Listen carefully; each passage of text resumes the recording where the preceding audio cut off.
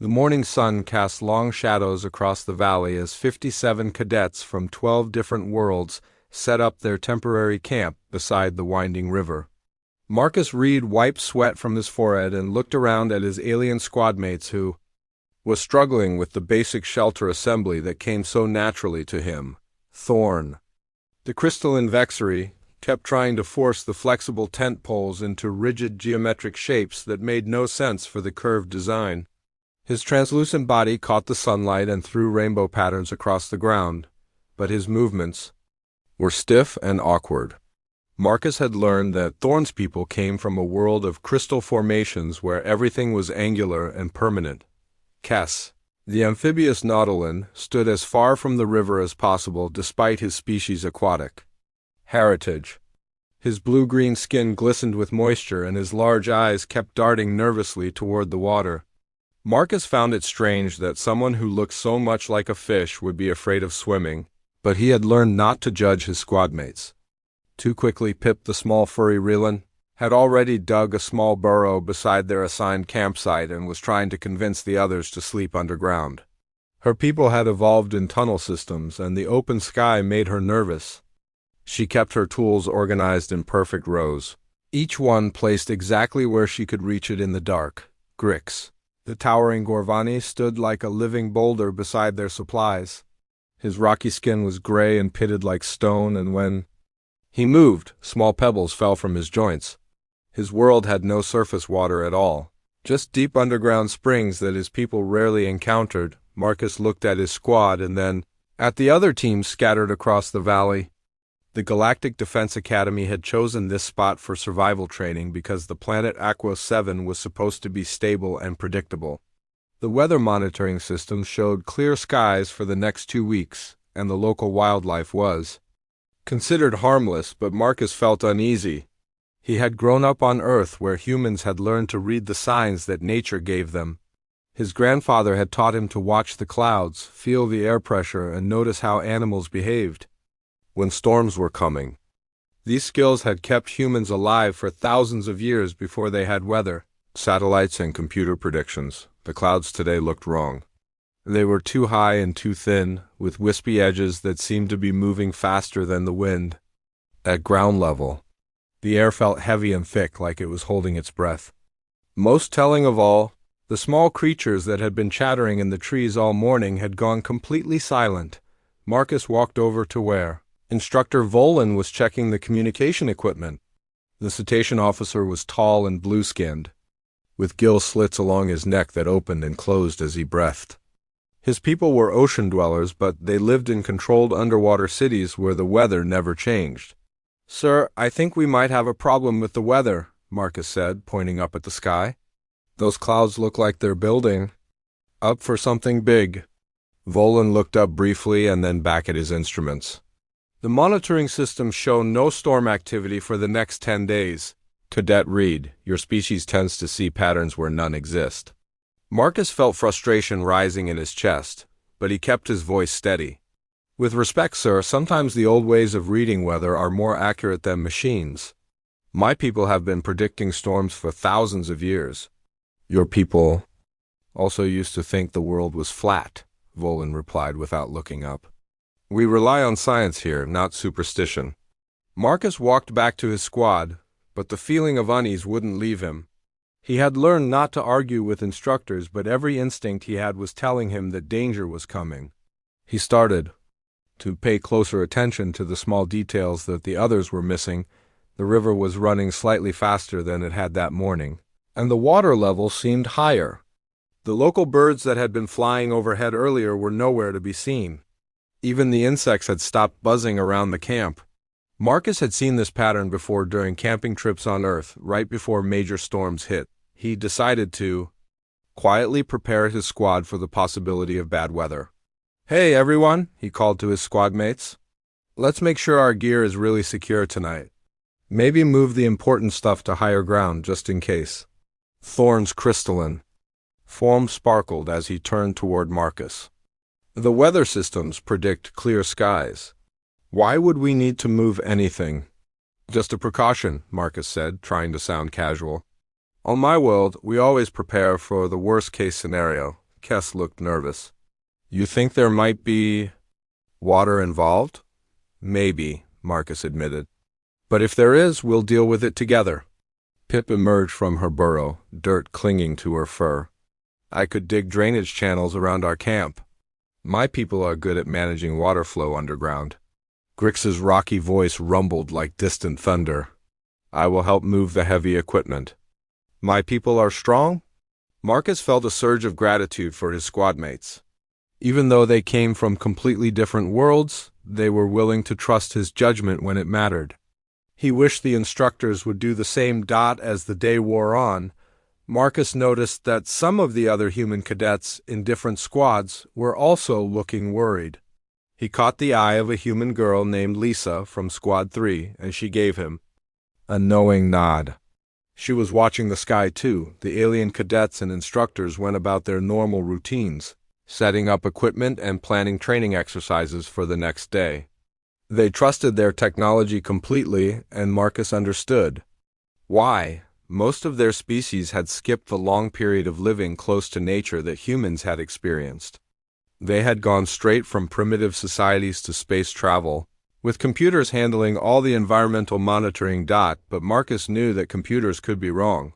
He had seen weather systems fail on Earth, and he had learned that sometimes the most reliable predictions came from understanding the natural world directly. The signs were all there for anyone who knew how to read them. As evening approached, Marcus made one final check of their campsite. He had quietly moved their most important supplies to slightly higher ground and made sure everything was tied down securely. His squadmates had helped without asking too many questions, and he was grateful for their trust.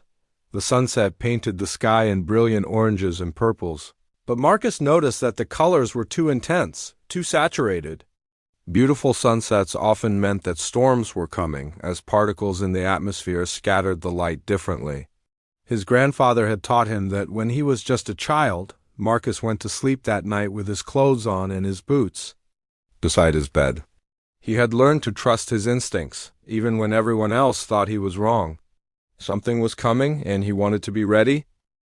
Marcus woke to the sound of thunder rolling across the valley like a massive drum. The air inside his tent was thick and heavy, pressing down on him like a wet blanket. He could hear the first drops of rain hitting the fabric above his head. Starting slow and then picking up speed, he grabbed his boots and shook his squadmates awake. Everyone up, we need to move now.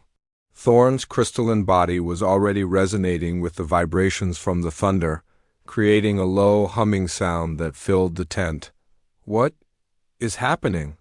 The weather system said clear skies. The weather systems were wrong, Marcus said, pulling on his boots. This is going to be bad, really bad. Outside, the rain was coming down harder now, drumming against the tent walls with increasing intensity. Marcus could hear confused voices from the other squads as cadets realized that their perfect weather prediction had failed completely. Kess was trembling, his amphibious skin glistening with nervous moisture. How much water are we talking about? Marcus looked out through the tent flap and felt his heart sink. The rain was falling so hard that he could barely see the river through the gray curtain of water. But what he could see made his blood run cold. The peaceful stream they had camped beside was already twice as wide as it had been that afternoon. Everyone grab only the most important gear, Marcus said, trying to keep his voice calm. We're moving to higher ground right now. Pip was already stuffing her tools into a waterproof bag. I knew we should have stayed in the burrow. Your burrow would be flooded by now, Marcus told her gently. We need to get to the hill behind the camp. Grix was loading their heavy equipment onto his broad shoulders like it weighed nothing. I do not understand water. On my world, stone is permanent. Water just disappears into the ground. Not here, Marcus said, checking to make sure everyone had their essential supplies. Here, the water has nowhere to go but downstream, and we're in its path. They stumbled out of their tent into the storm, and Marcus immediately realized that the situation was worse than he had feared. The rain was coming down in sheets so thick that he could barely see his hand in front of his face. The temperature had dropped. and the wind was starting to pick up. Other squads were emerging from their tents in confusion, their alien instructors shouting orders that made no sense for the current situation. Most of them were trying to save their equipment instead of focusing on getting to safety. Marcus led his squad toward the hill, but the ground was already turning into mud that sucked at their boots with every step. Thorn was having the worst time, his crystalline feet slipping on the wet earth and his body beginning to show stress fractures from the moisture. "Stay close to me," Marcus called over the sound of the rain. "Follow my steps exactly." The communication equipment failed just as they reached the base of the hill, cutting off their connection to the orbital stations.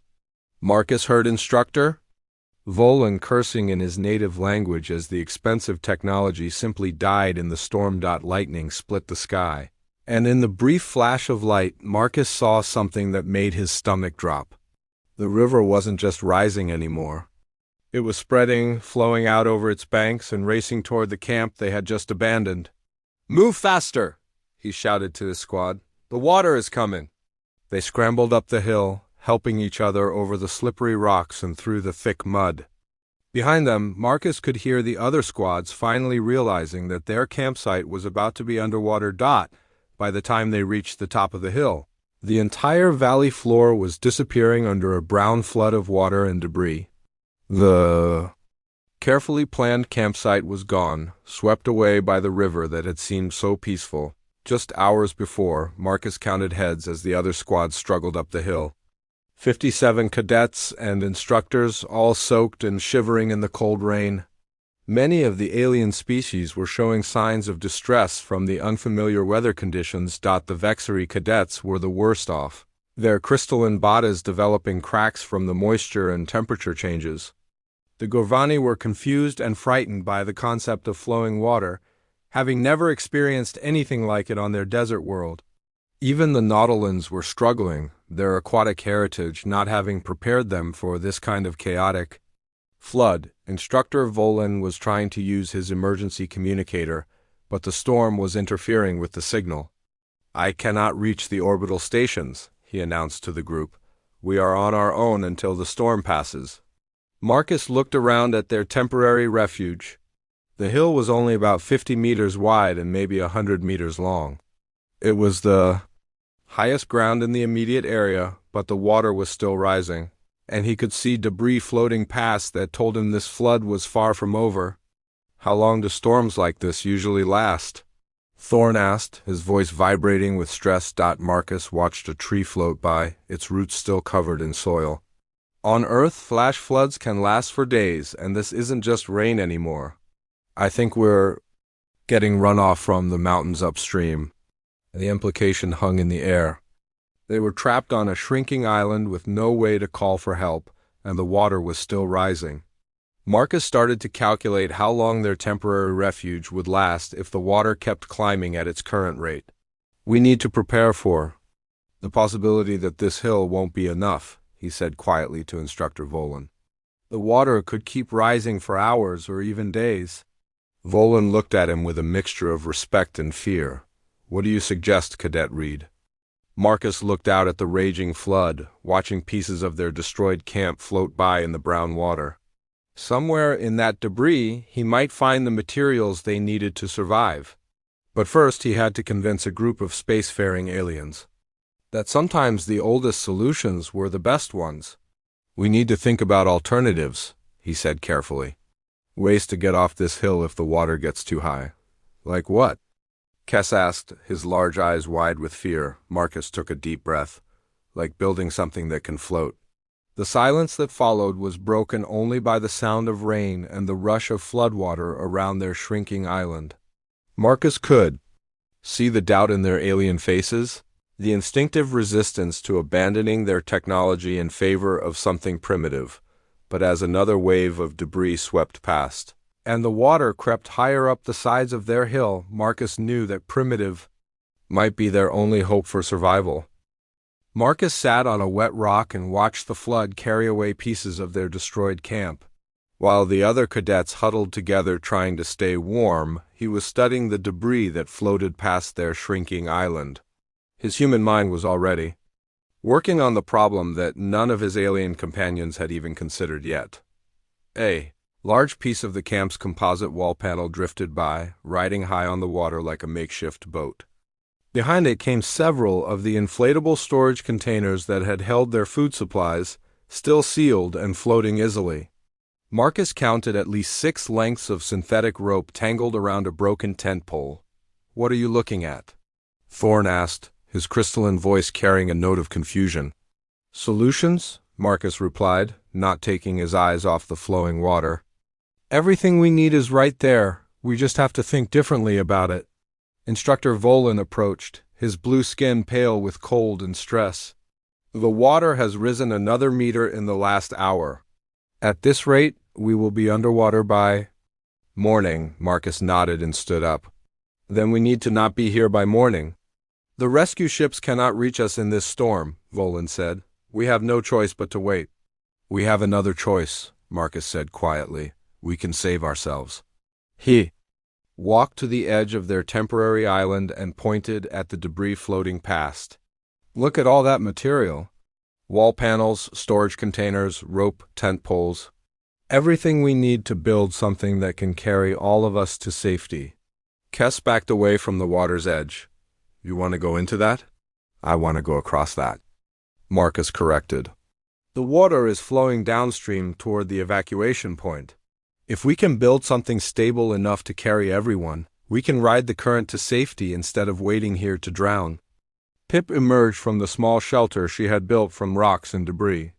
"You are talking about building a boat." "A raft," Marcus said, "something simple and stable.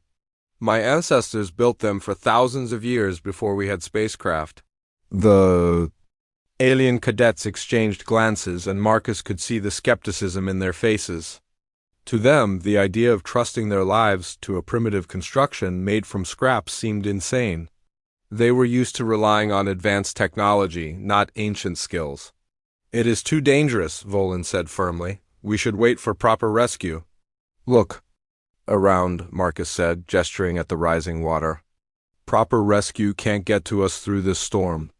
And even if they could, they might not find us in time." He knelt down and began drawing in the mud with a stick. "A raft works because it displaces water. If we can make something large enough and seal it properly, it will float no matter how much weight we put on it."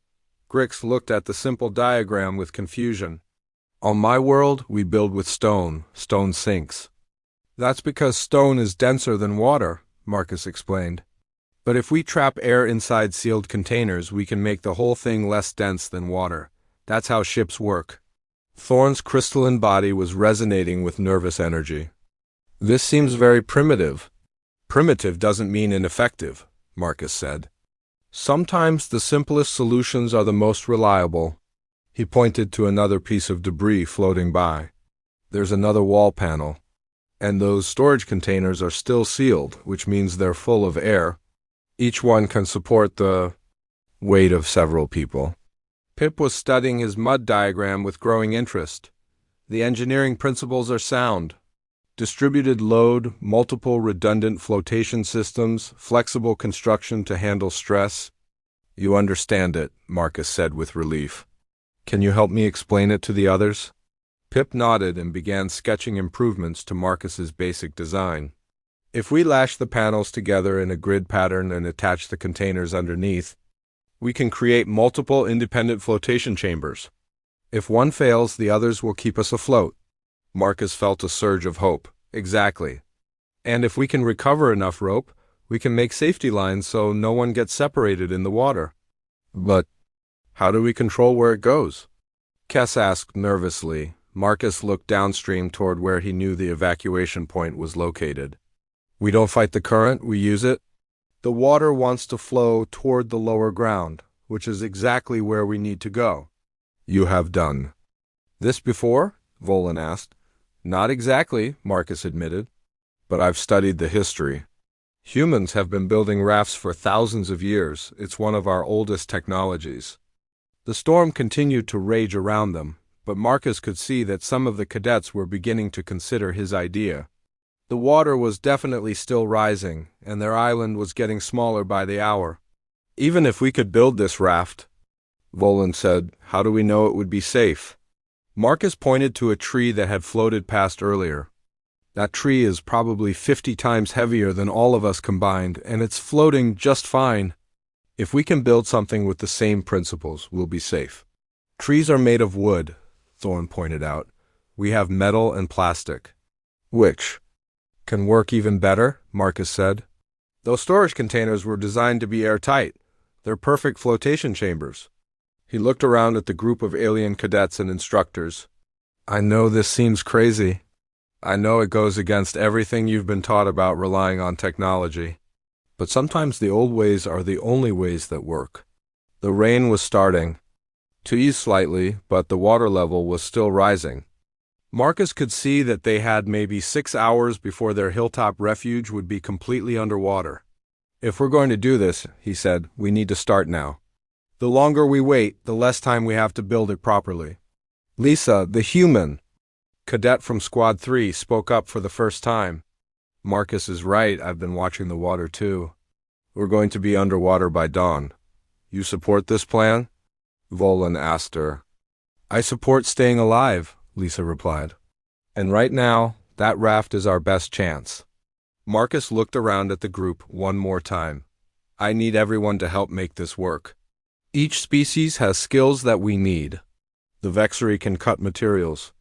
Precisely, the Nautolans can work at the water's edge. The Rillans understand engineering. The Govani can provide the strength to move heavy pieces." "And the humans?" Grix asked. Marcus smiled grimly. "The humans remember how to survive when the technology fails." The decision was made without anyone saying it out loud. As the next piece of debris floated within reach, 3 cadets waded into the shallow water at the edge of their island to retrieve it. The construction of their escape raft had begun. The work began immediately, with each species contributing their unique abilities to the construction project. Marcus found himself in the unfamiliar role of construction foreman, directing the efforts of beings whose capabilities he was still learning to understand. Thorne and the other Vexery cadets used their crystalline projections to cut the composite wall panels into precise shapes. Their bodies could extend sharp, glass-like edges that sliced through the tough material like it was paper. The cuts were perfectly straight and clean, far better than anything Marcus could have achieved with primitive tools. "Make them all the same size," Marcus called out as he watched them work. "We need to be able to fit them together in a grid pattern." Kess and 2 other Nautolan cadets worked at the water's edge, their amphibious nature allowing them to wade deeper into the flood than anyone else. They retrieved debris that would have been impossible for the other species to reach, including several more storage containers and additional lengths of rope. "The current is strong," Kess reported as he dragged another container to shore. "But I can feel where it flows smoothest. When we launch, we should enter the water from the downstream side of the island." Pip and the Rillan engineers took on the complex task of lashing the panels together. Their small, precise hands were perfect for threading rope through the mounting holes and creating the knots that would hold everything together. They worked with an efficiency that impressed Marcus, each movement calculated and purposeful. "We need to leave some flexibility in the joints," Pip explained as she worked. "If the raft is too rigid, it will break apart in the turbulence. But if it's too loose, it will fold up and dump everyone into the water." Grix and the Gorvani cadets handled the heavy lifting, moving the completed sections of the raft and positioning the flotation containers underneath. Their stone-like bodies were incredibly strong, but Marcus had to teach them to be gentle with the inflatable containers. "These aren't rocks," he explained patiently. "They're filled with air under pressure. If you squeeze too hard, they'll burst." "Air has pressure?" Grix asked, genuinely confused. Marcus realized that beings from a world without atmosphere wouldn't understand the concept of air pressure. "Think of it like water, but much lighter. It pushes outward from inside the container, keeping it inflated." The construction process became a learning experience for everyone involved. Marcus found himself explaining principles that seemed obvious to him but were completely foreign to his alien companions. The concept of buoyancy, the importance of weight distribution, The way water flowed around objects. These were all things that humans had learned through thousands of years of trial and error. "Why do we need so many containers?" asked a Vexery. Cadet named Zara. "Surely one large one would be more efficient." "Redundancy," Marcus explained. "If one container fails, the others keep working." It's the same principle your people use in spacecraft design, just applied to water instead of space. The comparison seemed to help the alien cadets understand. They were all familiar with backup systems and fail-safes from their space technology training. Marcus was just applying those same concepts to a much more primitive construction method. As the hours passed, the raft began to take shape. It was roughly rectangular, about 8 meters long and 4 meters wide, large enough to carry all 57 members of their group. The composite panels formed a solid deck, supported by a grid of inflatable containers underneath. Rope lines crisscrossed the surface, providing handholds and attachment points for safety lines.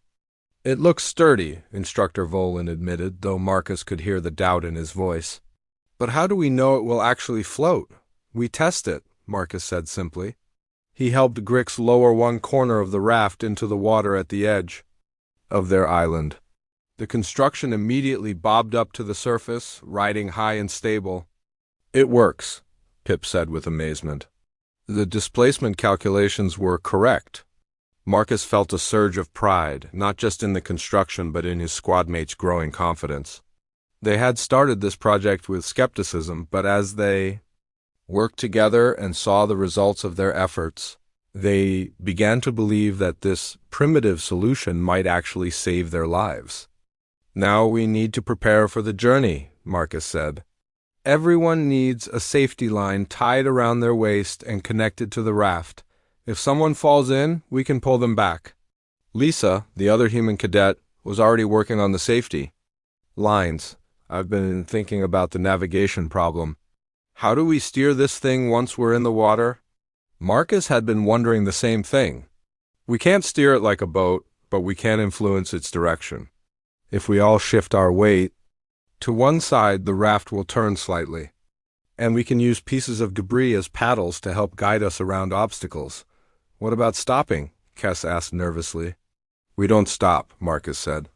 "We ride the current all the way to the evacuation point.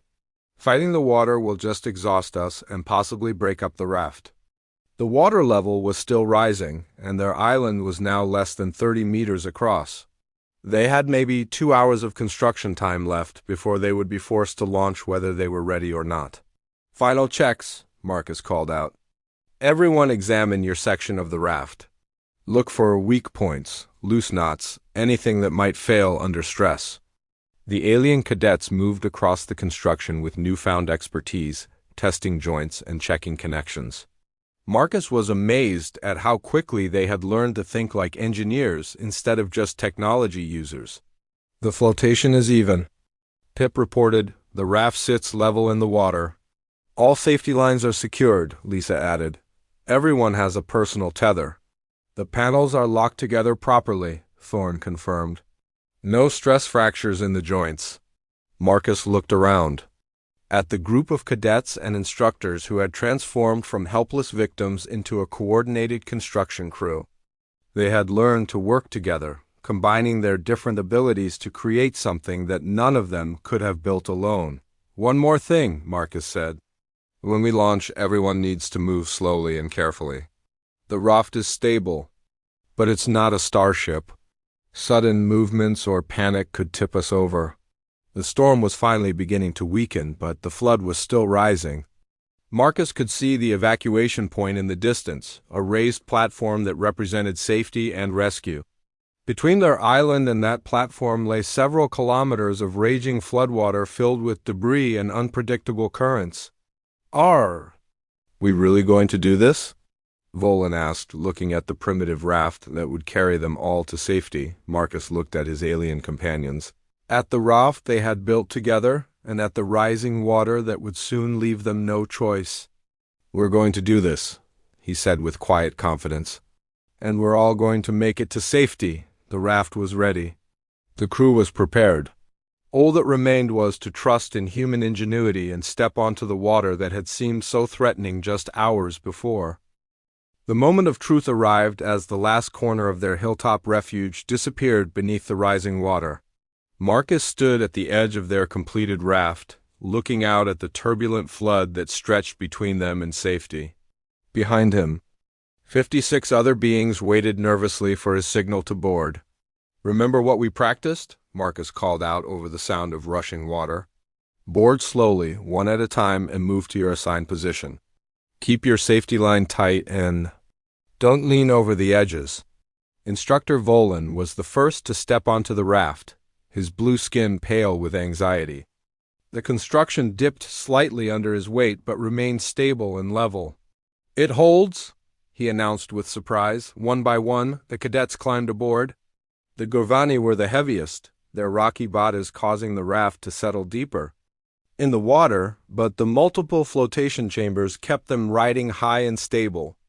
The Vexri moved carefully, their crystalline forms sparkling in the weak sunlight that occasionally broke through the storm clouds. Marcus was the last to board, and as he stepped onto the deck, he felt the raft shift slightly as the current began to pull them away from the submerged remains of their island. There was no turning back now. "Here we go," he said, and suddenly they were moving, carried by the powerful current toward the distant evacuation point. The first few minutes were terrifying. The raft spun slowly as it found its balance in the flowing water, and several of the alien cadets grabbed their safety lines with panic. But Marcus had built well, and the construction remained stable even as pieces of debris bumped against the sides. "Everyone stay calm," Marcus called out. "The raft is doing exactly what it's supposed to do. We're floating, we're stable, and we're moving in the right direction."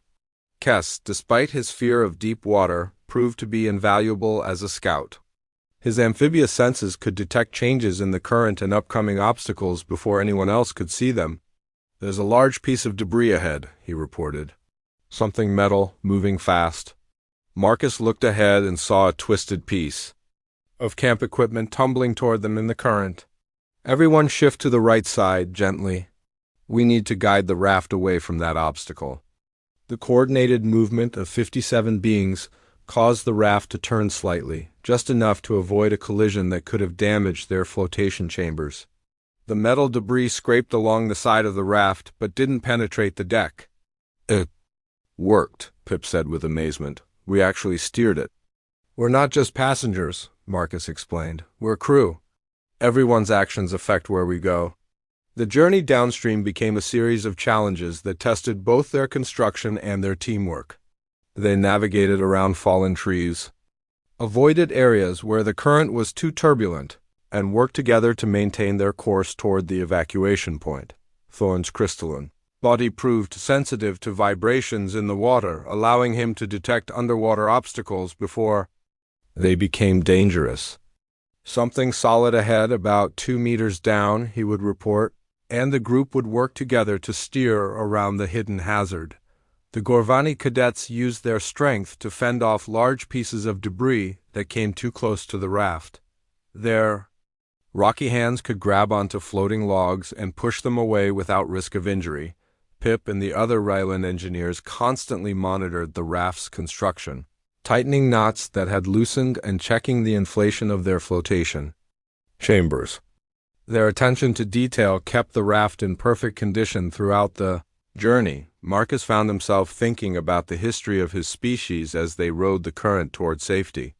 Humans had been building rafts and boats for thousands of years, learning through trial and error how to work with water instead of against it. That knowledge, passed down through generations, was now saving the lives of beings from a dozen different worlds.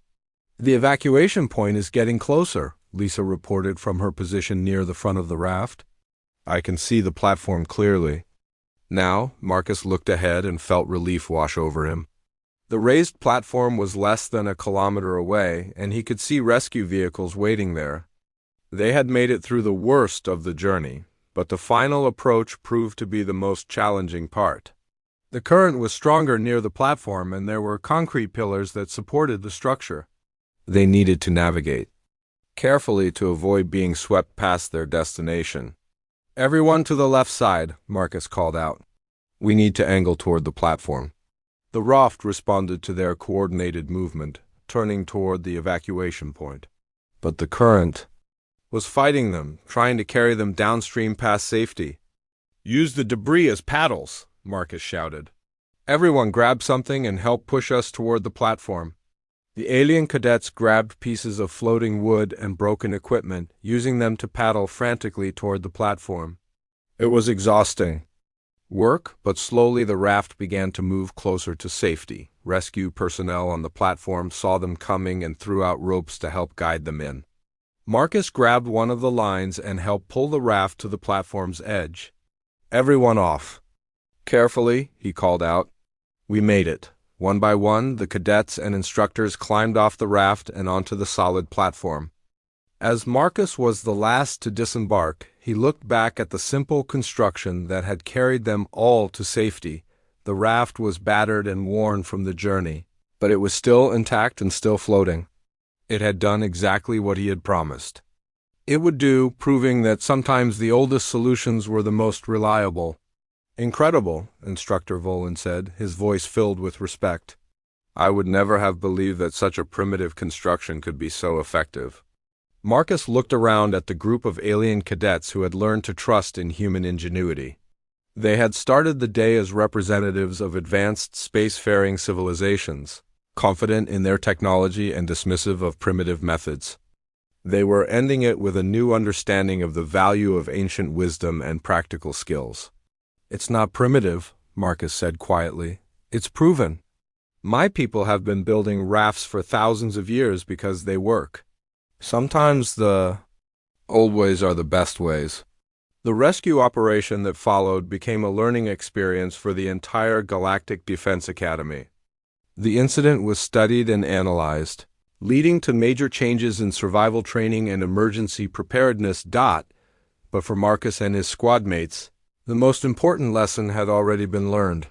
They had discovered that diversity of knowledge and experience was just as valuable as diversity of species.